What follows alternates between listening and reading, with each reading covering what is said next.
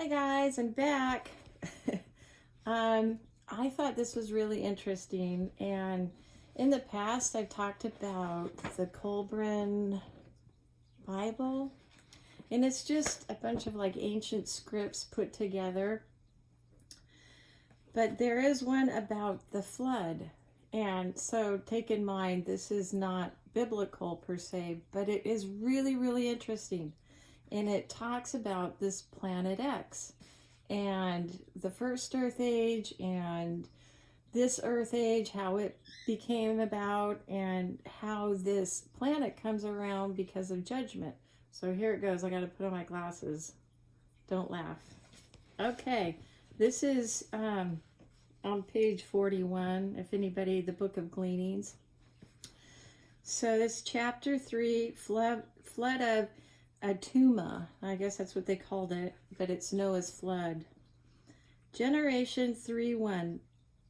Behold, was this not written in the days of our father's father and of their fathers before them, and given unto us that we should pass it into you, the children of days yet unborn, that if the ability of the scribe remains with you, it could be read in your generation. So that's why the Bible was written, so that we could know from the past, because past always repeats itself. Read, O children of the unborn years, and absorb the wisdom of the past, which is your heritage. The Bible is true, guys. The enlightening words from a past which is to you in days so far away, and yet in truth so near. We are taught that we live forever, and this is true, but it is equally true that no moment of life must be wasted, for each hour and day on earth is a shaping for the future.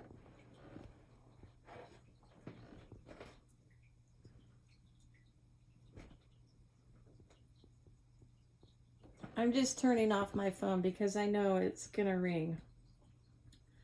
Okay, we are the inheritors of a portion of time.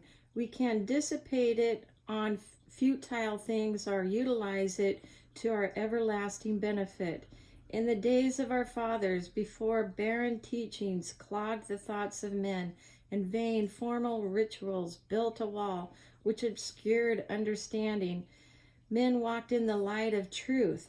Then they knew there was one God alone, but because they allowed their higher abilities to fall to disuse, they saw less clearly. Because he appeared in different aspects, they thought he was many.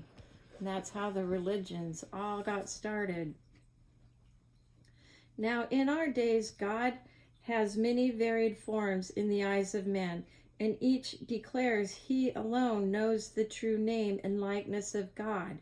Here all men fall into error, though all have spoken truly according to their understanding. But truth can never bow to the limited understanding of man. The comprehension of man must expand to grasp it. So that's why you want to read the scriptures daily, because there's always something. There's always something new that your mind catches. But, I mean, this isn't the Bible, but I'm talking about the Bible. Okay. Now, in our days, God has many varied forms in the eyes of men, and declares he alone knows the truth. Oh, sorry. Sorry, guys. I'm so great at making videos. In olden times, there were spawned great monsters and beasts in fearful form, with frightful gnashing teeth and long ripping claws. An elephant was but a rat in comparison with them.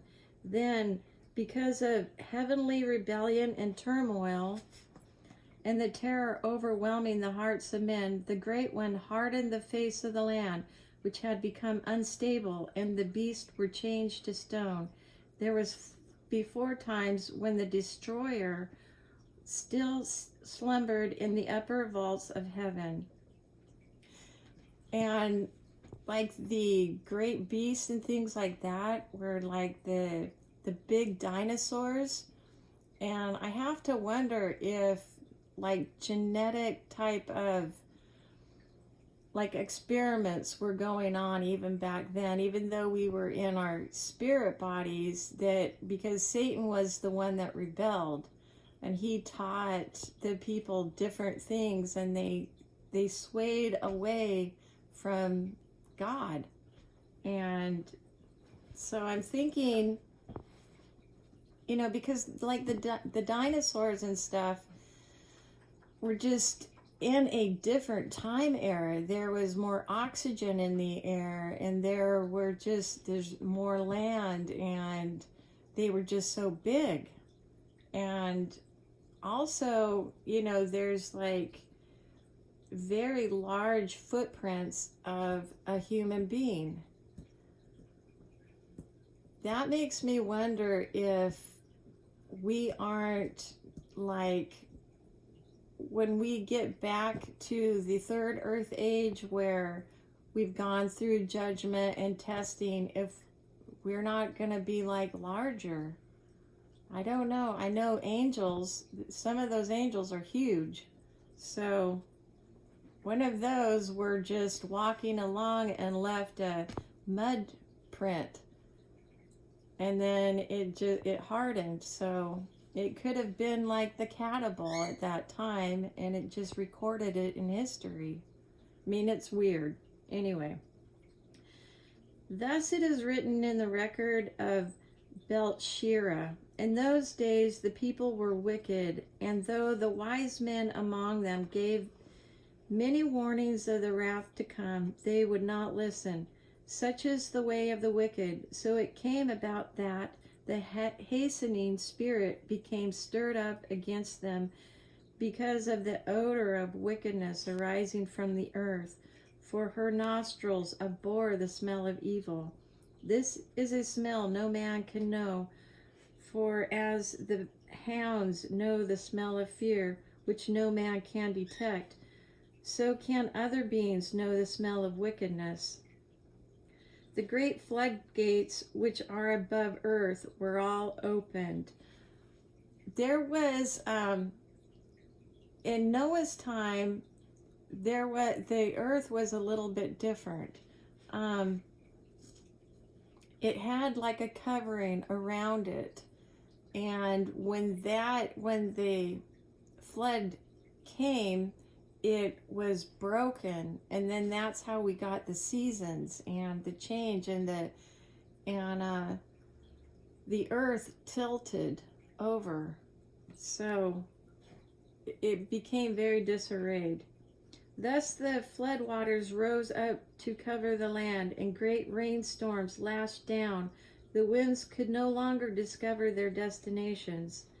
The people left the plain of Shinar. You know, and I wish there was kind of like a Strong's to go with this, so that we can actually see what all these different words mean.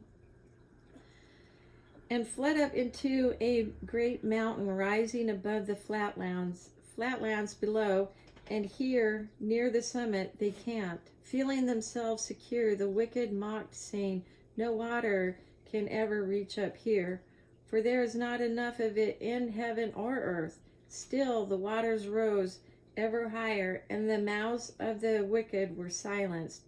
The priests of the people danced and chanted in vain, and many rituals were performed to appease the wrath above.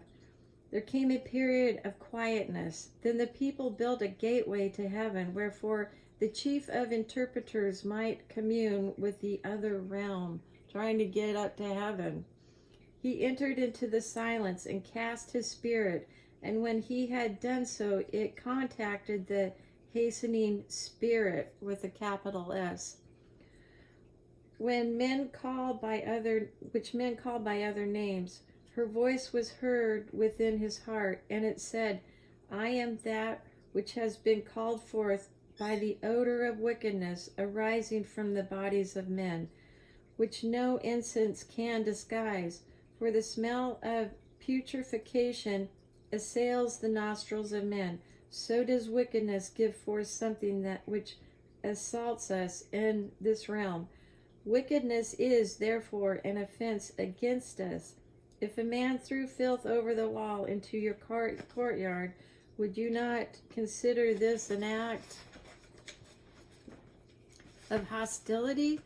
Could any among you live in harmony with those who were insensitive to your own sensitivity?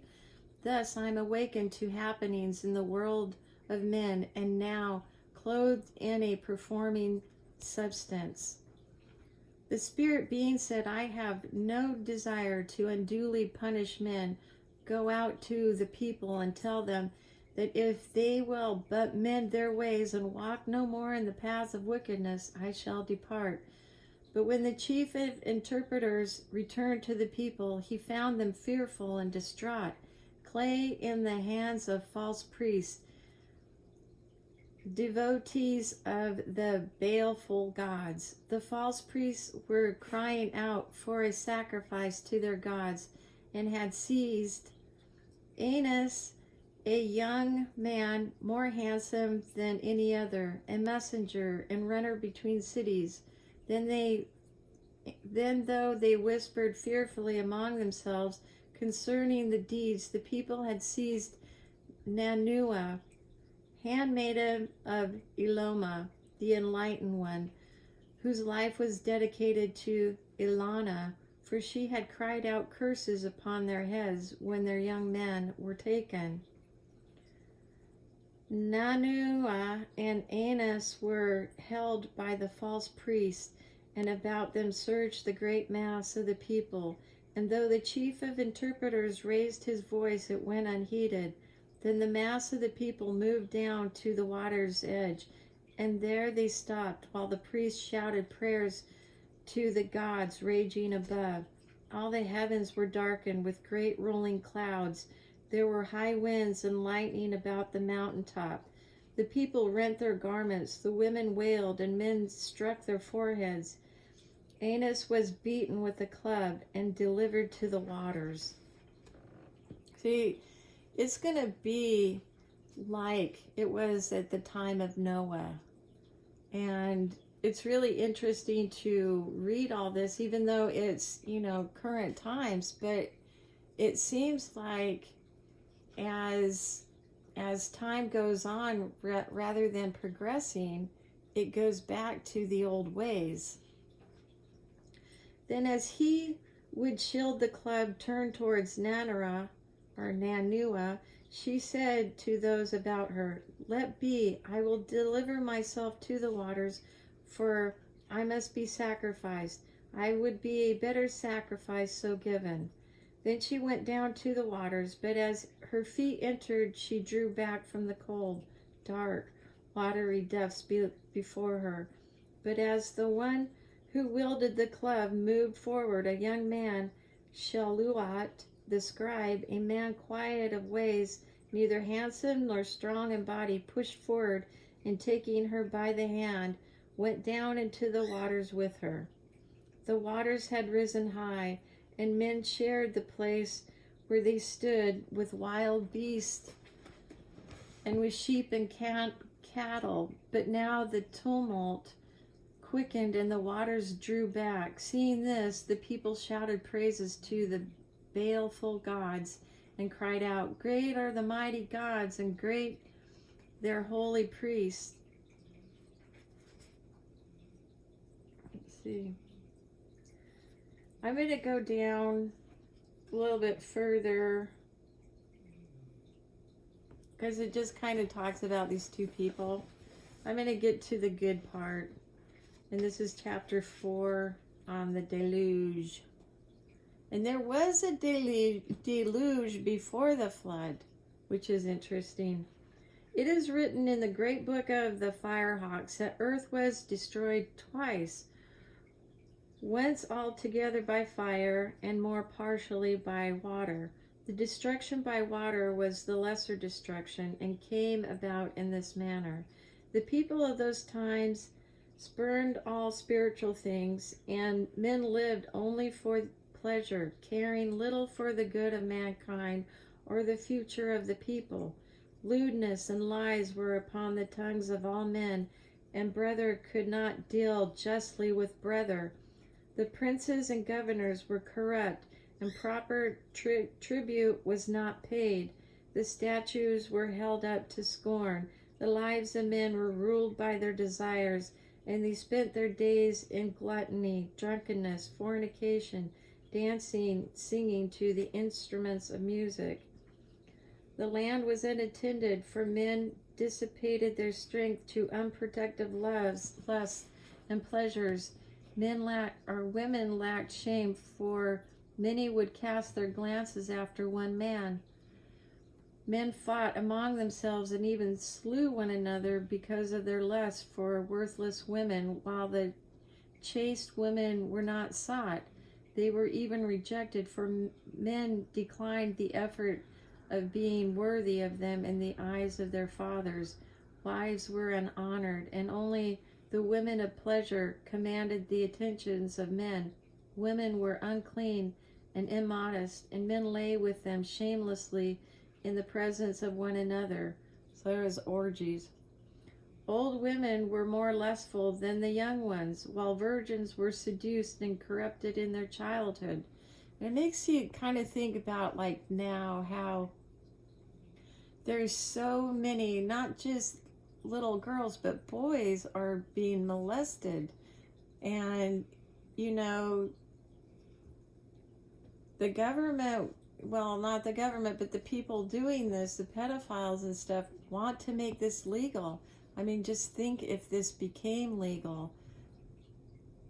And there really is no form of judgment right now for these people. I mean, they go to jail and stuff, but I don't think there's a strong enough punishment for them to stop doing it. Plus, it's such a shameful thing for the victim. They don't often talk about it, and they live with it, and it's a terrible thing. Fathers fornicated before their sons and were admired for their prowess. They made no distinction between their sons and other men, or between their wives and other women. Deceit and violence were seen on every hand. And we're going to be building up to that. As we look at our leaders now, they're very corrupt. Even with Trump, I mean, I just know that there's something about him being in office. I mean, he may be able to fix some things, but, you know, it is so, the corruption, everything is so deep-seated. I don't think even, I mean, it would have to be a complete new world order, and I think that's why it's coming, to change, to make it sound right, like, to end, like, all of this perversion and stuff, all the corruption. That's why the new world order will be set up, because out of this chaos that's coming, people will be looking for that, some sort of normalcy. To the east and north were high mountains, upon which dwell a tribe called the sons of Nezariah, the men of the mountains, who were hardy men and mighty hunters, skillful in the chase and valiant in battle. The men were upright, their wives were faithful, and their sons noble. In their hearts were no unworthy thoughts, no envy or hate, no malice or deceitfulness. They did not smile before a man's face, uttering smooth words. Then, when he turned his back, reach out to stab him. In their wives and daughters there was no impure longing, and neither cursing nor lying was heard among them. The women folk respected their men and maintained decency and decorum.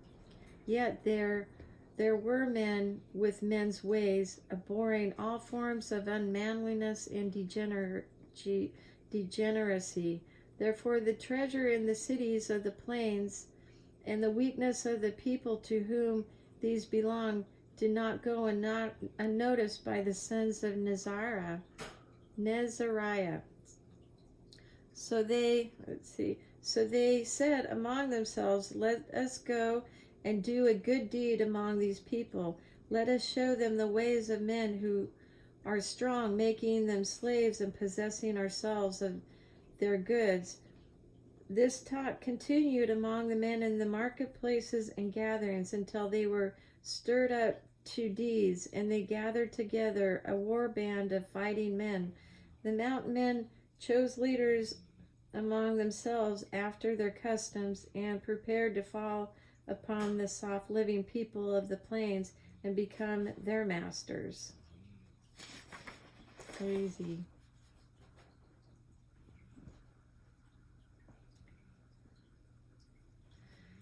Let's see. When the chief of the mountain men saw what was happening, they became wroth and ordered their men to return to their flocks and pastures. The chief of police, the chief of chiefs stood up before the gathered war band and said, "It is our decree that this thing shall not be done. You must not go down from these mountains bringing the sword to these people. Leave them alone, as rotted fruit is left on the tree to wither and die. Leave them to follow their own ways a little longer. In the fullness of time, they will destroy themselves. Make no widows among your people. If you go down there carrying fire and sword, they may find a trap laid for you among the flesh pots." So I mean, that time, there was just, the fallen angels were in there and teaching them all sorts of things. And before the flood, I mean, it was going on for at least 1,000 years. The attraction of their pleasure and the temptations of their luxury are too strong. Men such as you, like the lure the flame has for the moth. Do not lay yourselves open to destruction, even though the manner of its accomplishment be pleasure. If you must destroy this people, then destroy utterly, so nothing remains. They are many, while we are few, and thought by the keen, hard-hitting sword we may prevail in battle. Yet might we not be lost under a deluge of soft feathers? Will you be wise enough to sup on honey, milk, without being drowned in it? So it just keeps on going, how it got to be. I mean, like the different ethnos and the different tribes, they all got together, and the people that knew God and stayed with him stayed on top of the mountains, and on these there was the plain, and the other people went down there, built cities, and it was just a place of luxury and a trap. And so these people are trying to get rid of that, but in the end what happened was they basically went down there and got caught up in it. They slowly kind of got desensitized, and then they never came back, and they never won the battle.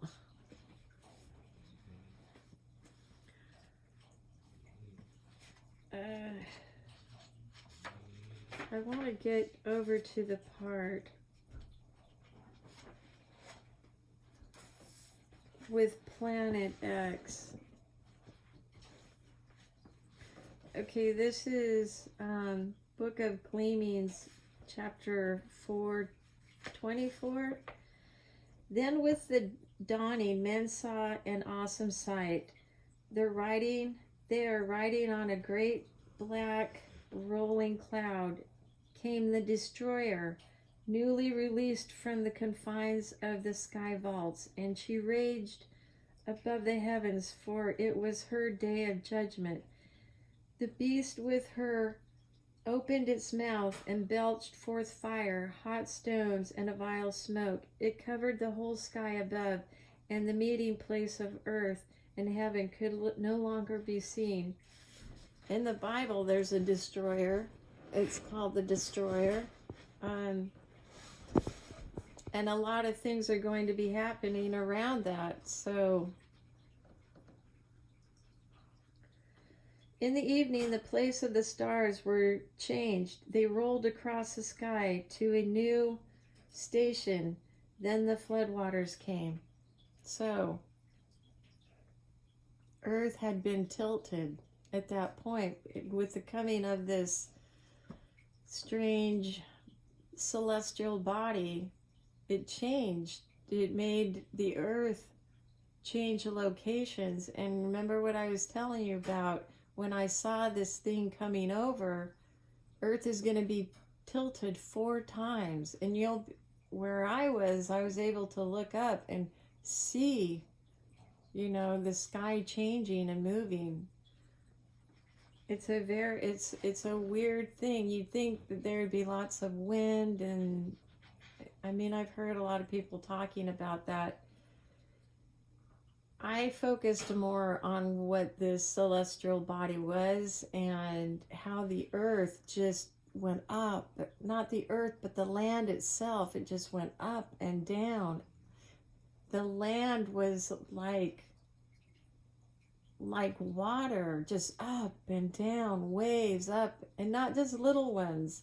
I'm telling you, these are like huge.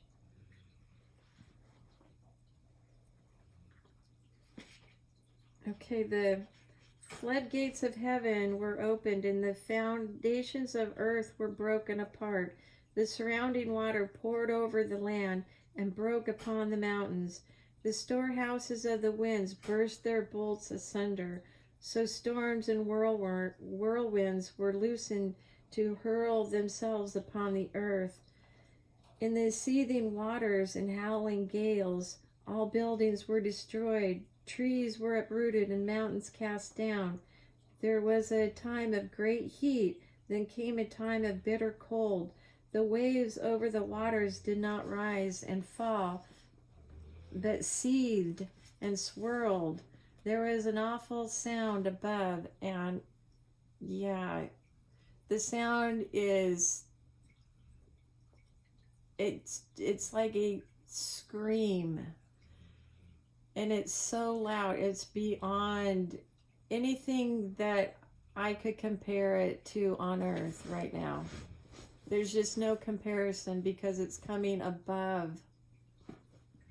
The pillars of heaven were broken and fell down to earth. The sky vault was rent and broken. The whole of creation was in chaos. The stars in the heavens were loosened from their places, so they dashed about in confusion. There was a revolt on high. A new ruler appeared there and swept across the sky in majesty.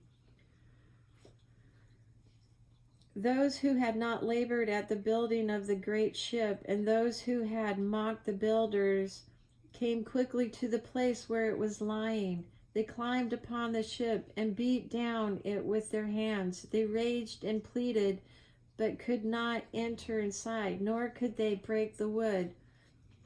As the great ship was borne up by the waters, it rolled, and they were swept off, for there was no foothold for them. The ship was lifted by the mighty surge of waters and hurled among the debris, but it was not dashed upon the mountainside, because of the place where it was built.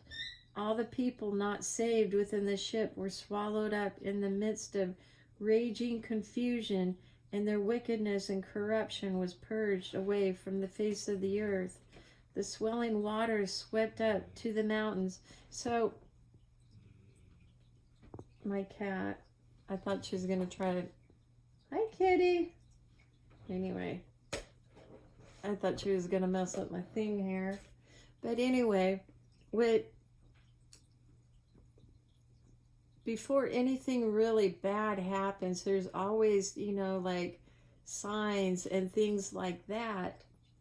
Well, if you've noticed that our weather has been just so chaotic worldwide, it just tells you that something bigger is coming.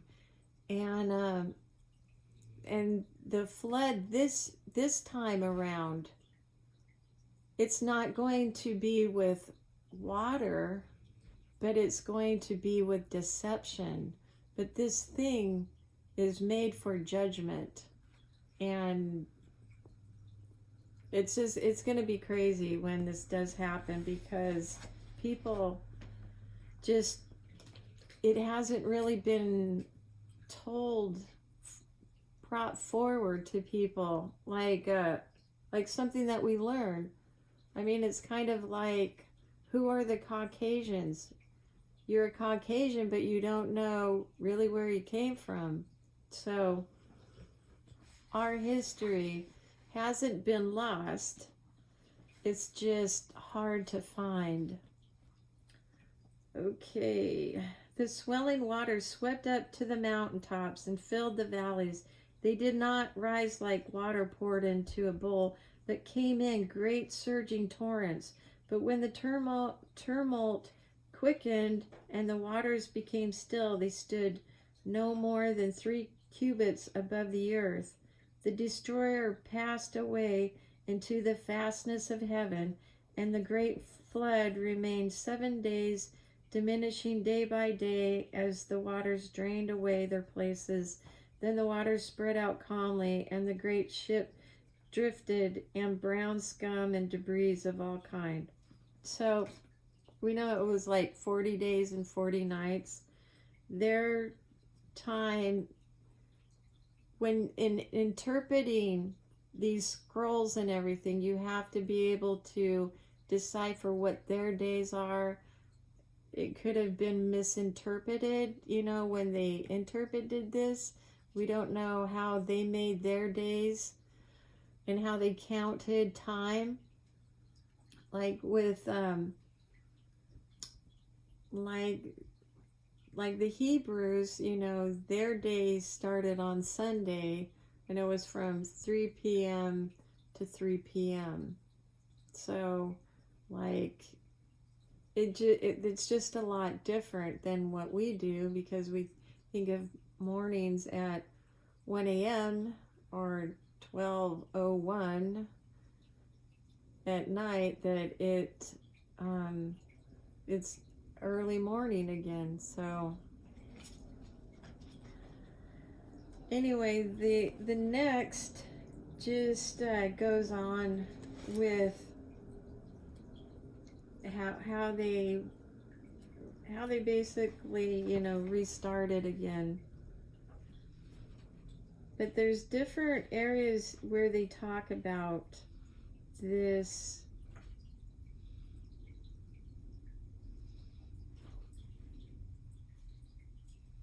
And I can go through here and read some more chapters about it, but I can't find it right now. But they talk more about the celestial body. And there's just, we don't really know that much about Earth. How we got here and just our purpose in life. And I think by just trying to find out, going through the Bible and really studying it and understanding, and then looking through the different books and get what you can out of it. But knowing that, even with the Bible, it's not perfect unless you go back to the scrolls, the writing themselves, and knowing what they meant by certain words and how they spoke. So anyway, I hope you guys enjoyed this. It was a lot of fun for me. And the weekend's coming up. Okay, bye.